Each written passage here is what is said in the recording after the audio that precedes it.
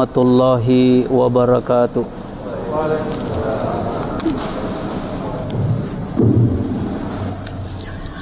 Assalamualaikum warahmatullahi wabarakatuh.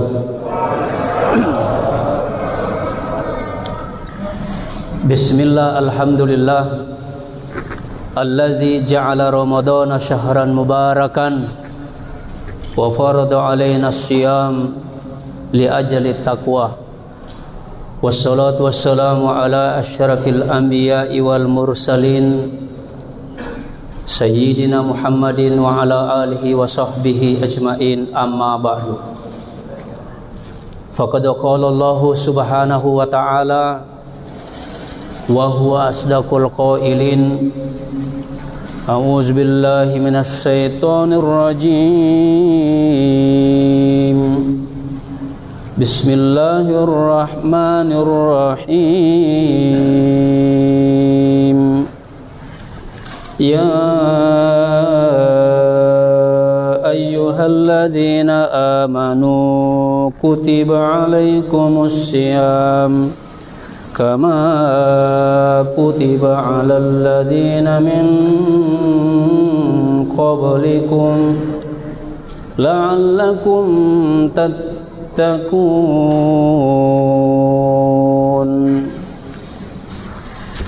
Shadaqallahul azim. Hadratul mu'minin wa zumratal muslimin ayyuhal khudur rahimakumullah. Alhamdulillah, pada malam ini merupakan malam pertama versi Nahdlatul Ulama Muhammadiyah dan pemerintah.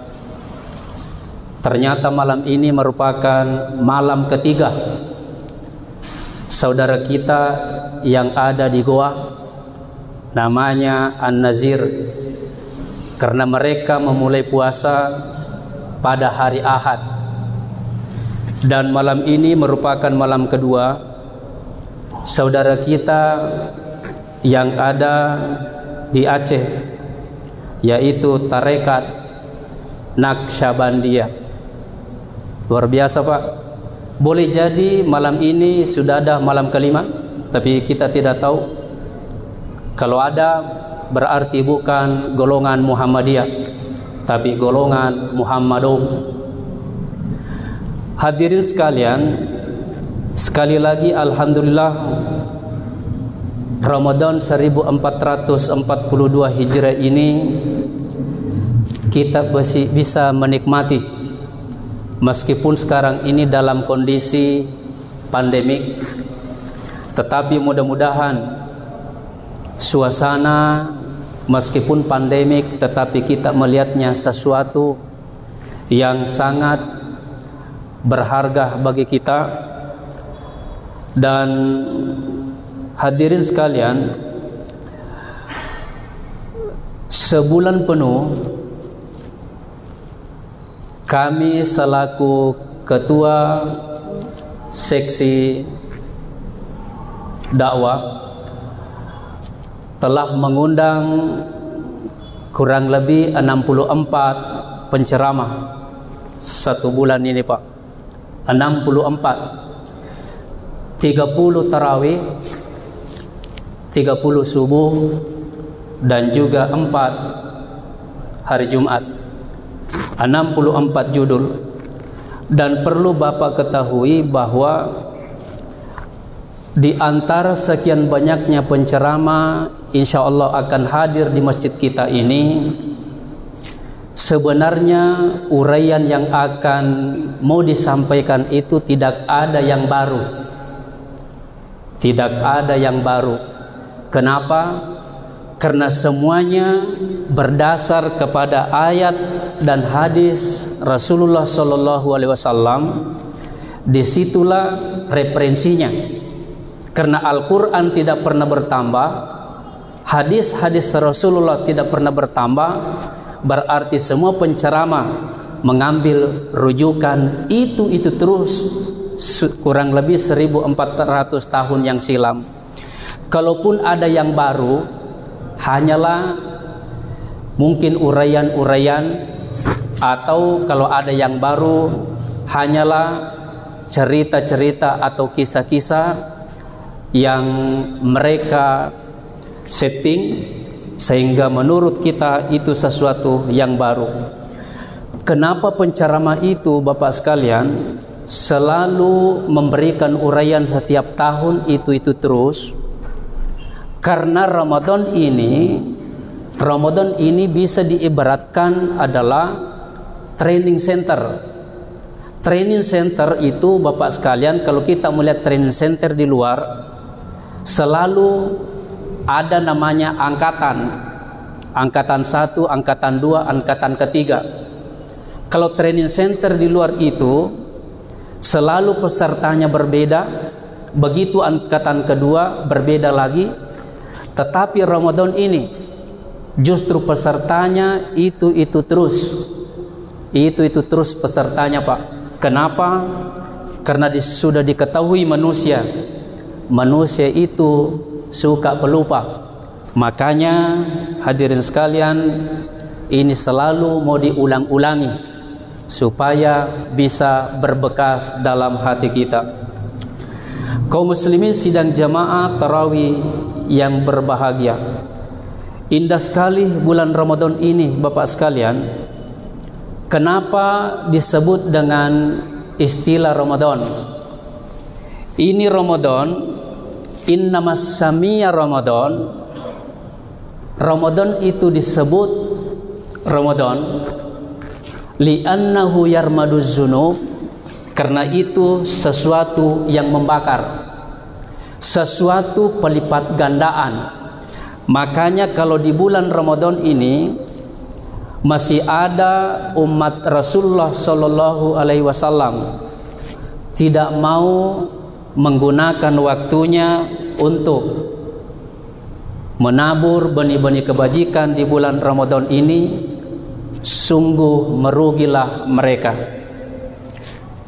Hadirin sekalian, Rasulullah Sallallahu Alaihi Wasallam memberikan stimulan kepada kita semuanya bagi orang yang menghidupkan bulan Ramadan.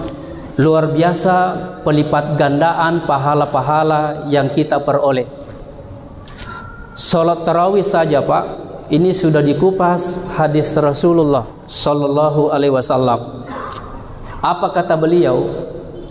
Laisa abdum mu'minun, tiada seorang yang beriman di antara kalian yusolli fil laili, mendirikan qiyamul Ramadan, yaitu salat tarawih, illa kataballahu lahu, hamba Allah itu diberikan pahala. Berapa jumlah pahala yang didapatkan mereka dalam sujudnya saja Pak? Sisa sujud, satu kali sujud, kata Nabi akan diberikan pahala alfan wa khamsumiatin bikulli sajdatin. Sekali sujud 1.500 pahala kita dapat. Coba Pak, sekali sujud. Kalau 2 kali sujud berarti 3.000 kali 8 rakaat berapa Pak? Ada yang bawa kalkulator? Pokoknya banyak. Ini baru sujud, belum mendengar tausiah. Ternyata mendengar tausiah rugi sekali Pak kalau kita tidak menyiapkan ini telinga. Setiap orang pergi sholat berjamaah, sholat tarawih, berbeda-beda pahala yang didapatkan. Kita semuanya ini Pak berbeda pahala kita nih. Berbeda pahalanya orang yang lebih dulu masuk masjid ketimbang orang yang terlambat masuk masjid. Berbeda pahalanya orang yang menyimak tausiah Ramadan dengan orang yang tidak menyimak tausiah Ramadan. Berbeda pahalanya orang yang duduk di depan dengan orang yang duduk di belakang, dan orang yang duduk di sebelah kanan. Berbeda pahalanya orang yang duduk di sebelah kiri. Makanya Bapak sekalian, Kita ini bagaimana supaya mencari pahala sebanyak-banyaknya? Karena pahala yang kita dapatkan ini belum seberapa. Seorang sahabat, Bapak sekalian, menjelang wafatnya Umar bin Khattab, ketika beliau khalifah kedua waktu itu, beliau memimpin sholat subuh. Tiba-tiba salah seorang yang masuk ke dalam barisan untuk sholat berjamaah ternyata majusi. Menjelang ruku, Umar langsung dicabut badiknya, ditikam imam, ditikam punggungnya, ditikam dadah dan perutnya. Robohlah sang imam. Begitu roboh, ternyata ini Umar bin Khattab belum wafat waktu itu, masih sadar. Dibawalah ke biliknya sambil menangis sejadi-jadinya. Istrinya heran, kenapa Anda menangis? Pertama kali saya lihat Anda menangis seperti ini. Apakah Anda menyesal ditikam oleh salah seorang? Waktu itu Umar berbisik, sebenarnya bukan itu membuat saya menangis. Yang membuat saya menangis, ini amal yang saya peroleh. Apakah semuanya Allah terima? Bayangkan Pak, padahal beliau itu salah seorang daripada sahabat dijamin masuk ke dalam surga, tapi masih ragu. Hadirin sekalian, sebelum terakhir, tata cara, mungkin ada masalah Bapak sekalian beberapa hari ke depan, makanya saya mau singgung dulu di mana sebenarnya tempatnya untuk berniat puasa. Tempat yang paling baik berniat itu untuk puasa, apakah malam hari atau sebelum imsak? Yang mana kira-kira paling benar di sini? Tentunya kita akan merujuk kepada hadis-hadis Rasulullah Sallallahu Alaihi Wasallam. Jawabannya adalah, nah disinilah Rasulullah memberikan tata cara. Apa kata beliau? Ini disinggung dalam kitab Bulughul Maram karangan Ibnu Hajar. Beliau berkata, malam yubayyit siyama qabla al-fajri fala siyamalah. Artinya di sini ada redaksi lain, la siyama liman lam yafriduhu minal laili. Ternyata tempatnya itu berniat Pak, berniat untuk berpuasa adalah pada malam hari. Makanya nanti itu sebelum selesai witir, imam kita akan mengingatkan supaya berpuasa besok. Berarti melihat hadis ini, kita disunahkan untuk berniat setiap hari, bukan satu kali berniat untuk satu bulan. Sama saja ketika kita sholat sunat tarawih, setiap kali imam memberi aba-aba, Assalamualaikum warahmatullahi, Assalamualaikum warahmatullahi, langsung berdiri lagi ke rakaat kedua. Dalam artian ya rakaat kedua harus kita kembali memulai niat. Berarti kalau 8 rakaat, 4 kali salam, 4 kali juga kita harus berniat. Bisa ditangkap ini Pak ya? Nah, kedua masalah, bagaimana hukumnya kalau kita ini sementara sahur, tiba-tiba imsak, tiba-tiba terdengar dikumandangkan azan oleh Pak Mustamin, Allahu Akbar, Allahu Akbar. Siapa yang bisa jawab Pak? Padahal ini nasu palakko, nasu lendrong. Apakah waktu itu di tangan kita ini langsung buang, atau di saat kita mengunyah langsung kita muntahkan? Ada yang bisa jawab Pak? Di mulut dihabiskan. Di mulut. Kita membaca hadis, idza sami'a ahadukumun nida, ketika kalian mendengar seruan azan. Allahu Akbar, Allahu Akbar. Wal ina'u ala yadihi. Kebetulan waktu itu kita menggenggam nasu palako. Fala yadahu, janganlah kalian meletakkannya. Hatta yaqdiya hajatahu minhu, silakan Anda telan itu. Luar biasa Pak, ini agama. Ad-dinu yusron. Agama ini memberikan kemudahan. Tetapi ketika azan itu jangan lagi menambah satu piring. Jadi ini luar biasa Pak. Yang ketiga, artinya jangan terburu-buru, santai-santai aja. Yang ketiga, tata cara sholat. Tadi itu sudah diumumkan oleh MC. Sebenarnya ini qiyamul Ramadan, ini sholat tarawih Bapak sekalian. Kalau kita mengacu ada dua hadis Nabi. Inilah yang dipegangi oleh saudara kita Muhammadiyah. Yusolli arba'a raka'atin fala tas'al an husnihinna wa tulihinna. Ternyata sholat tarawih itu Pak, ada 4 rakaat sekali salam. Berarti kalau 8 rakaat hanya 2 kali salam. Itu hadis pertama. Setelah kita baca hadis kedua, apa kata Nabi ketika dilihat yusolli raka'ataini? Berarti Nabi itu kerap kali melakukan sholat qiyamul Ramadan, sholat tarawih, yaitu 2 rakaat. Kalau 8 rakaat berarti 4 kali salam. Ini dua-duanya masyhur, pernah dilakukan Nabi, pernah dilakukan oleh sahabat. Yang terakhir hadirin sekalian, tentang bagaimana hukumnya ketika kita sementara puasa lalu diadakan vaksin. Kira-kira batal atau tidak Pak? Ada yang tahu ini? Apakah semuanya ini sudah divaksin?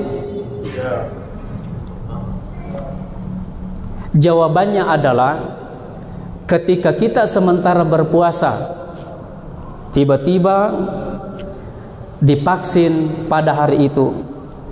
Jadi membuat keheranan saya Pak, kenapa divaksin di siang hari? Mestinya ini pada malam hari. Nah, ini sudah keluar oleh fatwa MUI, Majelis Ulama Indonesia. Ini tertuang nomor 13 tahun 2021, bahwa orang yang berpuasa lalu divaksin, makanya hukumnya puasanya tidak batal. Puasanya tidak batal. Alasannya karena vaksin itu larinya bukan ke perut, tetapi vaksin itu larinya ke peredaran darah. Ini alasannya Bapak sekalian. Meskipun demikian, berarti sudah ada tanggung jawab oleh Majelis Ulama Indonesia. Ada masalah, berarti tanggung jawab dunia akhirat. Cuma perlu kita tahu Bapak sekalian, bahwa di akhirat itu sebenarnya kullu nafsin bima kasabat rahina, ada tanggung jawab pribadi, ada tanggung jawab individu, ada tanggung jawab masing-masing. Nah, bila demikian halnya, apakah bukan termasuk itu? Apakah kita ini termasuk dihukum berat kalau menyalahi aturan? Dalam artian Bapak sekalian, kita positive thinking saja melihat keadaan sekarang ini. Mudah-mudahan Ramadan ini, mudah-mudahan ibadah-ibadah pada Ramadan ini semuanya sempurna kita peroleh pahalanya. Kurang lebih mohon dimaafkan. Sekian. Assalamualaikum warahmatullahi wabarakatuh.